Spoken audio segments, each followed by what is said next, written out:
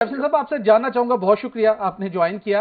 जानना चाहूंगा, जमानत तो मिल गई, नवाज शरीफ साहब को पेश हुए बगैर वो उनकी कन्विक्शन दस्तूर बरकरार है एवन फील्ड में और अजीजिया में 24 को उन्होंने अदालतों के सामने पेश होना है। सवाल ये है, इससे पहले जब वो उनकी कन्विक्शन हुई थी, वो जब इलाज पर गए थे 4 हफ्तों के लिए, वो जेल में थे, तो 24 को समाअत के बाद जब अदालतों में पेश होंगे तो कानून की क्या कोई नई इंटरप्रिटेशन ऐसी होगी कि उनकी समातें चलती रहें और उनको जेल ना जाना पड़े और दोनों केसेस का फैसला आ जाए, जो कि उन्होंने बरियत से मुतल्लिक उन्होंने अपनी अपील की हुई है?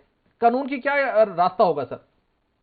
देखें, ये दो मुख्तलिफ जमानतें हैं। जी। एक जमानत वो है जो ये कल हुई है, ये प्रोटेक्टिव बेल है। ये प्रोटेक्टिव बेल इसलिए होती है, ये किसी कन्विक्ट के लिए नहीं होती, यानी सजा याफ्ता मुजरिम के लिए ये नहीं होती।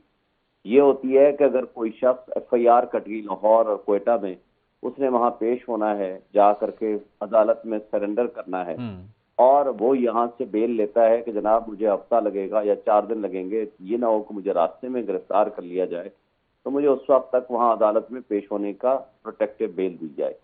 ये किसी भी मुल्जिम को अवेलेबल होती है, मुल्जिम को, मुजरिम को अवेलेबल नहीं होती। लिहाजा कल वाला जो फैसला है कोर्ट का, वो गैर आईनी और गैर कानूनी है, और यही वजह है कि अदालत ने उसमें फैसले में अपनी कोई रीजनिंग नहीं दी, बल्कि ओपनली ऑब्जर्व किया कि ये आपकी पिटीशन मेंटेनेबल नहीं है, लेकिन हम नैब के प्रोसिक्यूटर की स्टेटमेंट को एक्सेप्ट करते हुए ये हम बेल दे रहे हैं। हालांकि नैब के प्रोसिक्यूटर का इस प्रोटेक्टिव बेल में कोई रोल नहीं है, क्योंकि वो रियासत के मुजरिम हैं। उन्होंने पुलिस और जेल अथॉरिटीज के पास पेश होना था और उन्हें उसको गिरफ्तार करके जेल में भेजना था। अब ये तो हो गया, अब अदालत ने ये जमानत दे दी, 24 के बाद का मंजरनामा।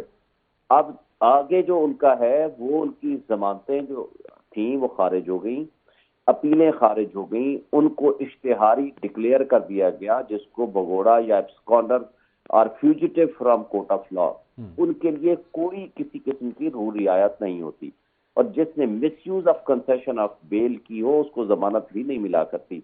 अब उनके पास जब वो पेश होंगे, उनके पास पहला जो प्रोसीजर होगा वो अपील, उनकी जो डिसमिस हो चुकी है उसको रेस्टोर कराने की दरख्वास्त देंगे।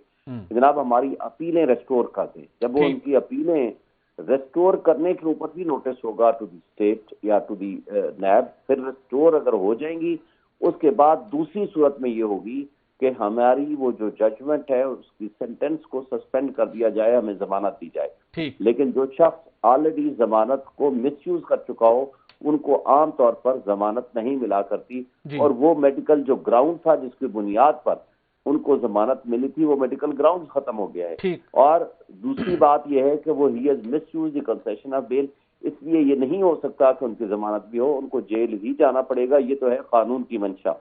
आगे अगर कोर्ट क्या डिसाइड करती है, बहरहाल वी कांट से एनीथिंग। बिल्कुल।